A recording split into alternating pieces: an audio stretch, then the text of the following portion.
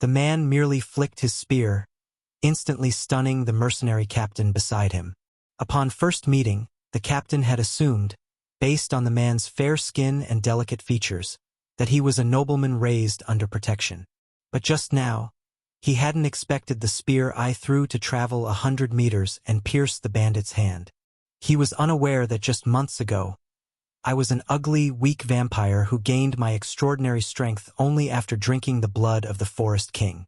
The other bandits, seeing their companion killed, all charged out of the bushes. I tightened the reins, telling him to guard the caravan, but he advised me to just pay the toll. He worried I'd get hurt in a fight. I gave him a cold look and said, "You're overthinking it," then drew my long sword and charged towards the bandits. The captain stared at my retreating figure, thinking, "I'm so irresponsible.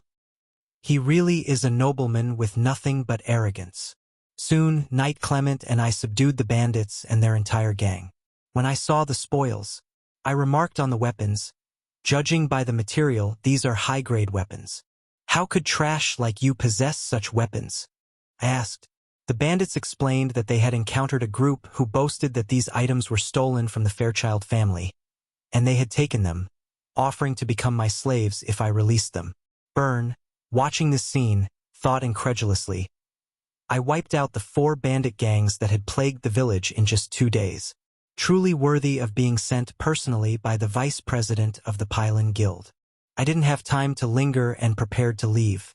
A villager ran over and stopped me, asking what to do with the remaining bandits. I turned and asked him what he meant. Hearing this, the villager looked sincere and asked, "Didn't I come to protect them from discrimination?"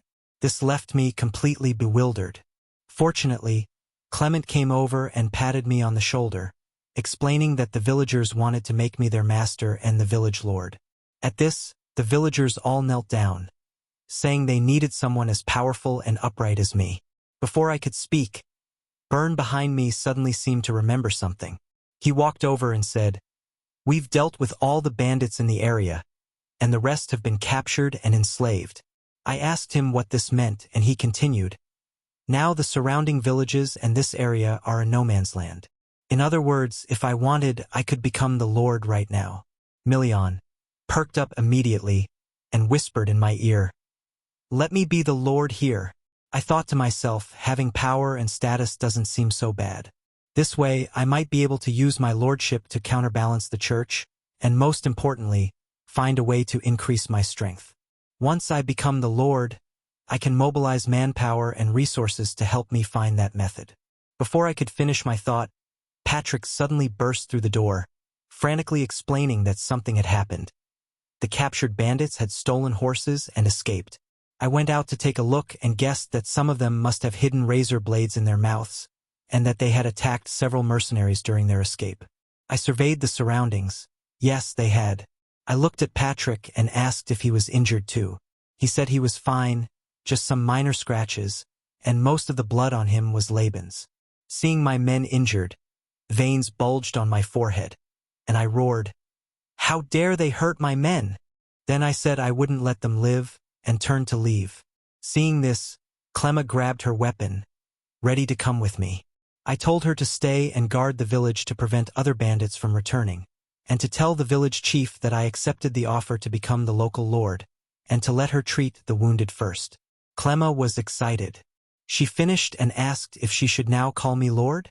The bandits who escaped that night fled to a distant village, where they set fire to many houses, including the nearby church. They had learned we were there to conquer the dungeon, so they assumed we would leave soon and then return to reclaim our lost territory. Villagers who had come to help put out the fire ran into them.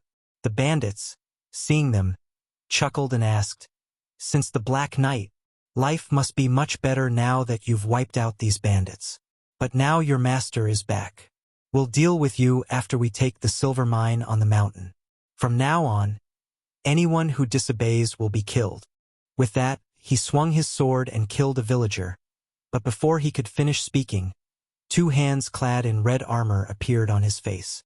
My voice followed behind him, coldly asking, "Carl Sparkin's situation is a mess.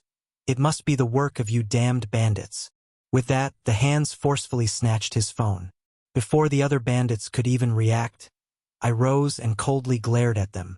Some, startled by my gaze, mounted their horses and fled, while others, frozen in fear, stood motionless.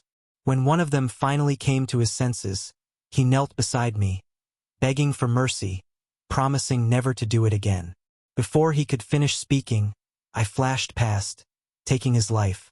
Taking 2 steps forward, I drew my long sword and hurled it with a flick of my wrist. The bandit on horseback, hearing the whoosh, turned and saw only a flash of red light. He had barely managed to cry out for help when he collapsed from his horse, lying motionless on the ground. The villagers nearby, witnessing this bloody scene, forgot about putting out the fire and, drenched in cold sweat, rushed towards them. I told them not to be afraid, that I was the knight Eugene, and that the bandits would no longer harass their village. I would now protect it. Before I could finish speaking, I suddenly heard a crisp whooshing sound behind me. I quickly turned around and caught an arrow that had shot out of the woods. At the same time, my hand felt numb. This was definitely not an ordinary arrow. Looking towards the forest, Million said he felt something was wrong. He could sense an extremely strong energy coming from that direction, comparable in strength to a high-level magical beast in the dungeon. Seeing that he had been discovered, the shadowy figure in the forest no longer hid, and the aura he had exuded instantly intensified. He picked up his crossbow and aimed. I said, "This is his hunting ground. Tell me to get lost." With that, I pulled the trigger. Arrows flew towards me, and I quickly dodged. At the same time, I noticed that this person also had vampire fangs and red pupils. After a few exchanges, the man recognized my features and the confusion on my face. As he landed, he said, "Aren't I a vampire too? What's so surprising?" He touched his long, silvery white hair, mocking me for being a vampire who lacked any dignity, wandering aimlessly.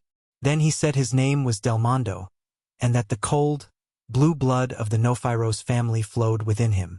So now I command.